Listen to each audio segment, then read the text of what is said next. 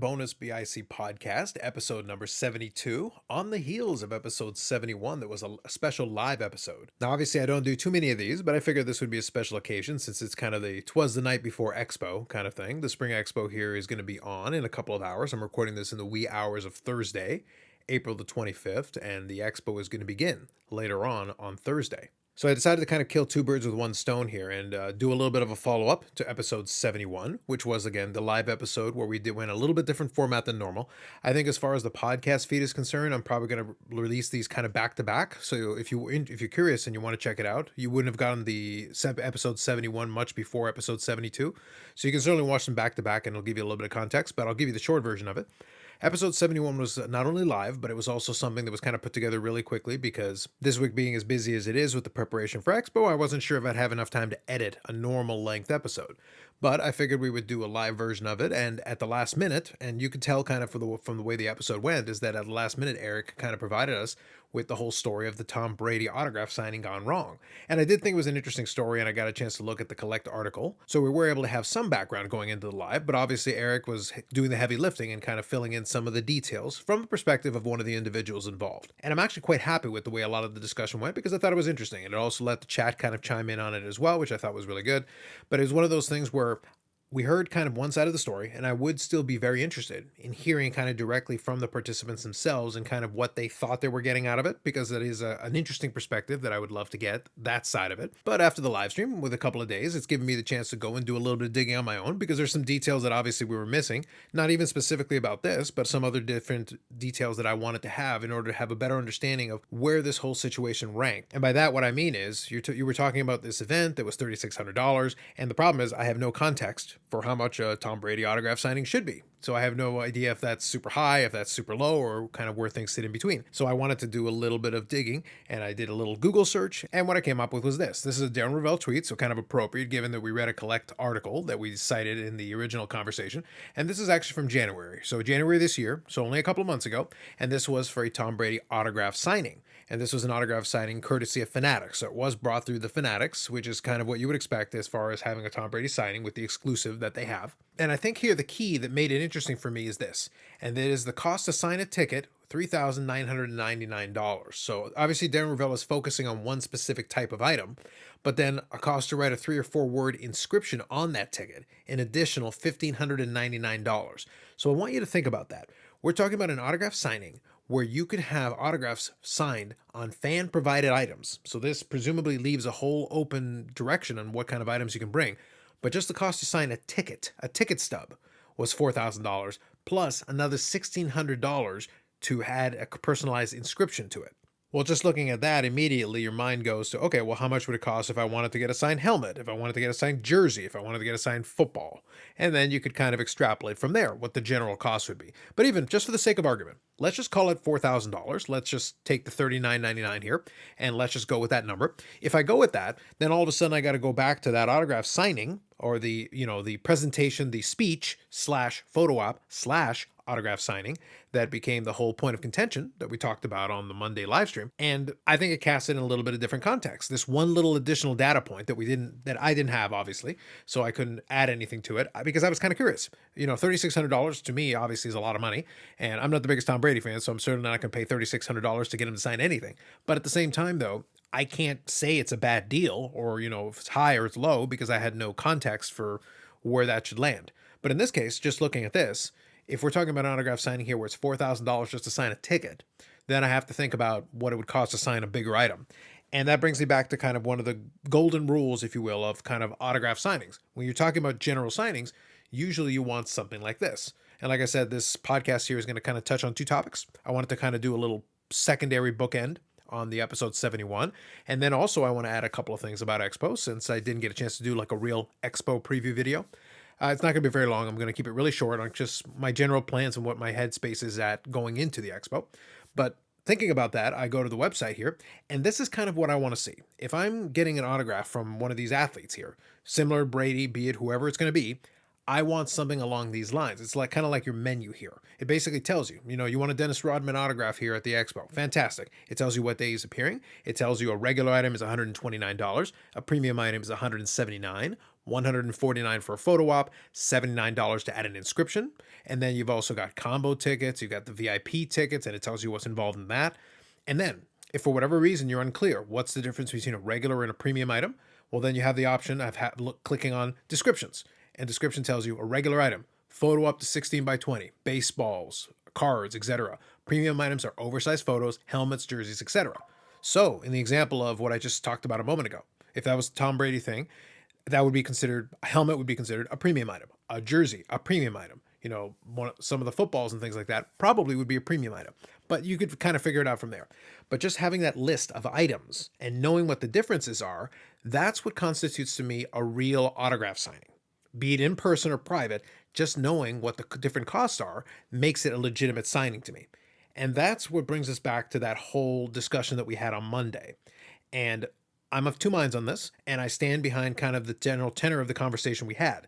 That is, I think if for whatever reason, and it sounds to me like there was an issue of communication with the whoever was promoting it and what was going on with the people that were getting stuff autographed or wanted to have stuff autographed, and Tom Brady and his camp.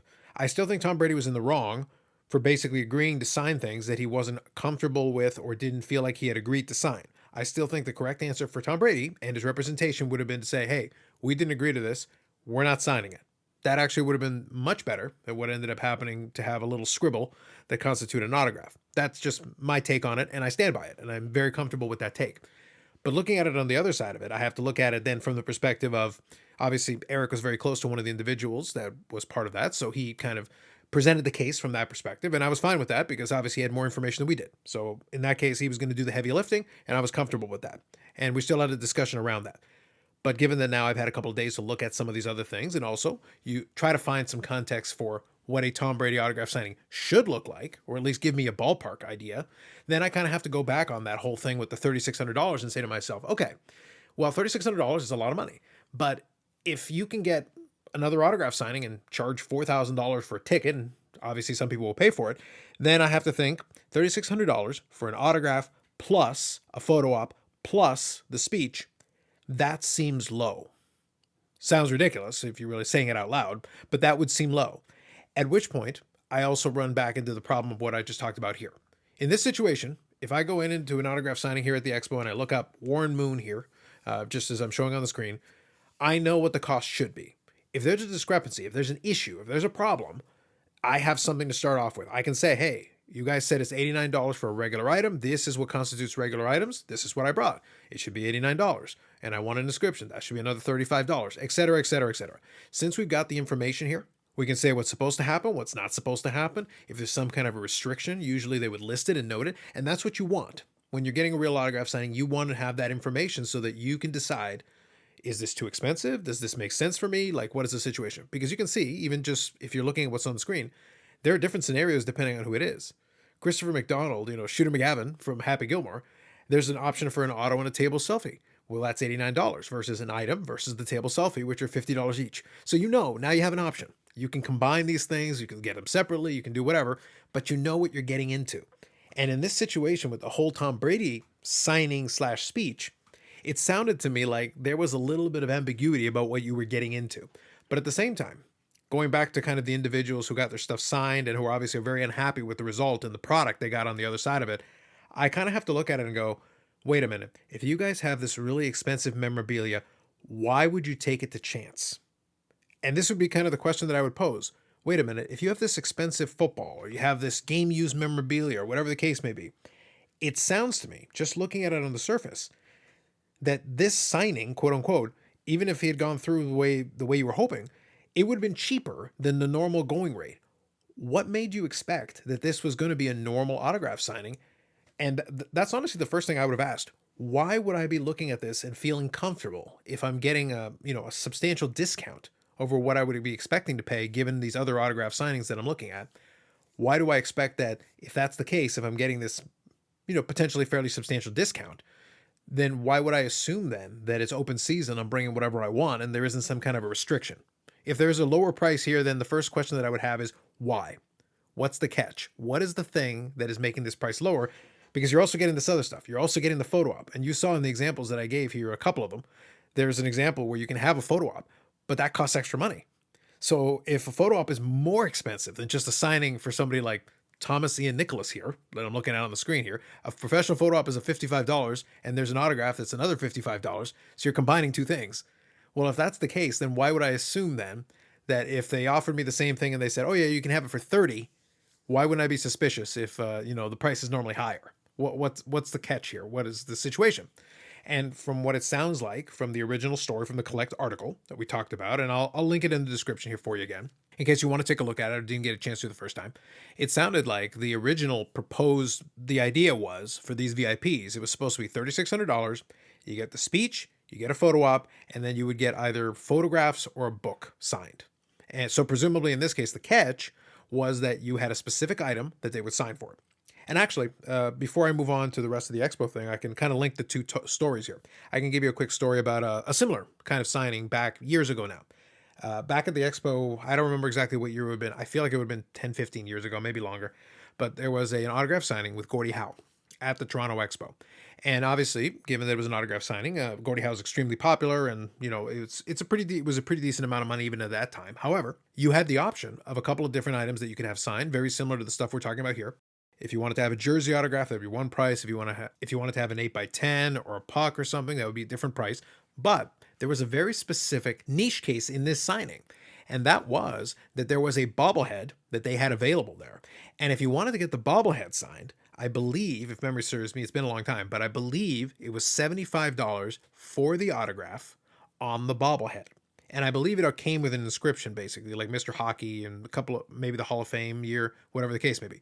But it was a bobblehead where you would have Gordie Howe sign the bobblehead, maybe give you a little inscription, and it was $75 flat, which was actually a pretty good deal, especially compared to the price for some of the other items. And I remember this one well for two reasons. Number one, I have the bobblehead as part of my collection in one of the shelves here. But at the same time, also, I remember it because I knew that I didn't have a ton of time. And as it turned out, there was an opportunity. I kind of went to the show basically to get this autograph, and I kind of had to leave right after.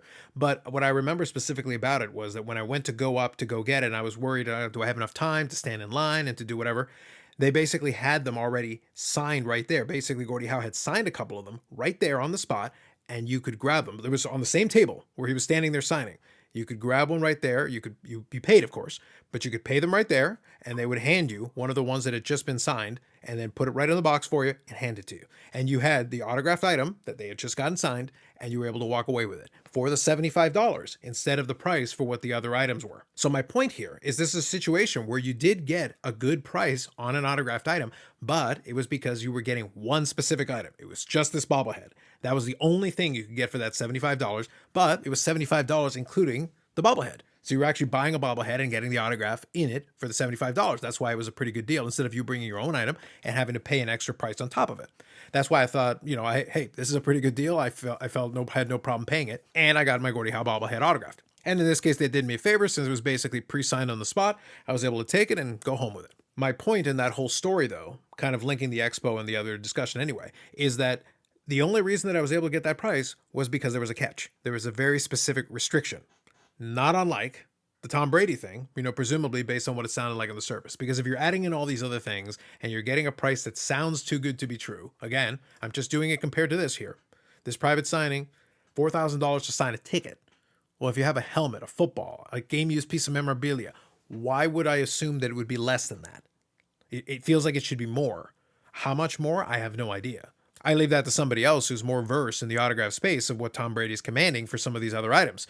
But if I'm getting potentially a huge discount compared to these other things, my first thing is I'd be suspicious. And at the same time, I would be uncomfortable handing over my prized item and potentially a very expensive item for anything less than complete assurance of exactly what I'm getting. Like if I am paying this much, even the $3,600, even if I feel like I'm getting a massive steal, I'm not handing over a very expensive item without knowing precisely what it is I'm getting for my money, aka the stuff that I've been showing here on the screen during this whole thing. Teemu Selanne autograph, $89 for a regular autograph, $109 for premium, professional photo op, $89. That is separate from the price of the autograph. If I get a professional photo op and an autograph for $20, I'm going to be a little suspicious when it's $20 just from an inscription alone.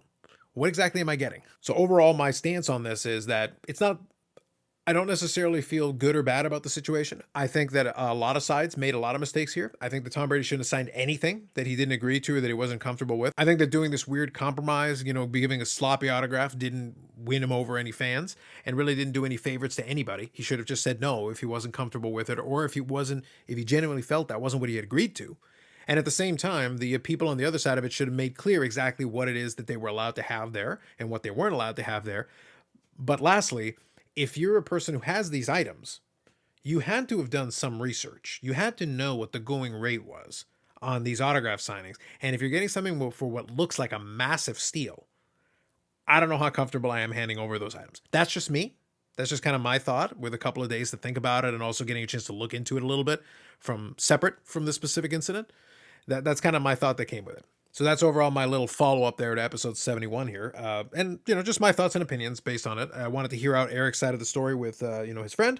But at the same time, I also wanted to take a little time to do a little digging myself and kind of formulate my own thoughts on it with a little bit of hindsight and some time to think about it past the original day that we discussed it. Now, moving ahead here, I've been showing this whole thing with the Expo thing. But as I said, the Expo is going to be started here in the evening. It is the VIP night, which is later on in the day. So it should be a lot of fun. It's going to be a little quieter than the other days of the Expo, so it should be an entertaining time. I'm hoping to get a chance. I'm probably going to be there maybe for probably the better part of 4 days. We're going to see how that one goes.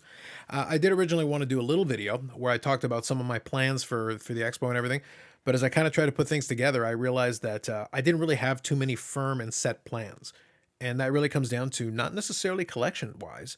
It's just I started looking at what was available in terms of what's on my want lists, and then also what I would expect to see. I do hope that I will find some interesting items in Expo. I think if I do come across some very interesting things, I feel like I'm going to be a little bit pickier here. And if I do come across anything interesting, though, it'll probably be for my player collections. That isn't to say that I'm not going to be shooting for, hoping, crossing my fingers. I would love to add some stuff to my 63 Fleer set, but I am doing it for a registry, so I would need it in the holder. And I have had some success finding those the last several shows, but every time it gets a little bit tougher, and then my checklist gets smaller as well. I would love to add some items from my 53 Bowman color set. That one I'm less picky on. I don't need it to be graded, but it would be nice to be able to add a few pieces to that. That'd be great. But I'm not necessarily counting on it. I will bring my checklist along just to make sure in case I come across anything, but I'm not sure what to expect on that account. For the player collections, it's more straightforward. I'm just looking for stuff that I need, but I'm also looking for stuff that I need that I can't just go pick off on eBay or Cllct at any time. So it's one of those things where I do feel like I'm going to hold out for probably a nicer looking item. And at the same time, what tends to happen sometimes is I have seen some interesting stuff appearing on eBay that's going to end over the weekend. So it's one of those things where I'd almost be inclined to make an offer on those. And I wonder what we're going to exactly come across for Expo. But regardless, the Expo usually is a good opportunity to hang out with some folks that don't get a chance to see more than a couple of times a year, which is great. And I think that'll be very enjoyable. And hopefully I'll be able to report back some findings. Hopefully have a couple of videos and, cross my fingers. Hopefully there'll be some pickups. But I am going to be a little bit picky in terms of what I end up trying to add. Now, aside from that, I do have the Cllct stuff, the submission stuff that I'm going to be handing in. I already printed out the slip and everything, so I took advantage of that. So I'll be doing that as part of my housekeeping items. And then the other one is I'm going to submit a couple of cards for PSA. That'll take a while because I'm just going to go with the bulk service. But nonetheless, it was getting that stuff prepared that was part of my prep work. So it's something I wanted to make sure that I did so that I had it ready to go ahead of time. But looking forward to it. I think it should be a lot of fun. Hopefully I get a chance to see some folks. If anybody is around, feel free to say hi. I'll kind of be out and about, taking advantage of it, but also treating it as a little mini vacation. I don't necessarily run around too much, but I do enjoy popping in and out of different sections of the halls as the show goes on. So with that said, that's it for this time around. I wanted to, as I said, finish up a couple of thoughts based on the last podcast episode. And then this is a little solo pod here, filling in a couple of those gaps, and then also talking a little bit about Expo on the evening before the Expo gets started. For the YouTube side of things, more videos are coming up on the channel, and then live streams, generally speaking, on Fridays at 8 p.m. Eastern Standard Time. This week is going to be a little bit different, obviously, with the Expo schedule. I don't know. I will probably shoot for Friday if I can. It might be Saturday. It just depends on how the timing works out. But if I do, regardless, I will give some kind of an update on the YouTube channel because that'll be the easiest place for me to give the updates. So if you are subscribed, make sure to have the notifications on, and that'll probably tell you if I do communicate in some way through there.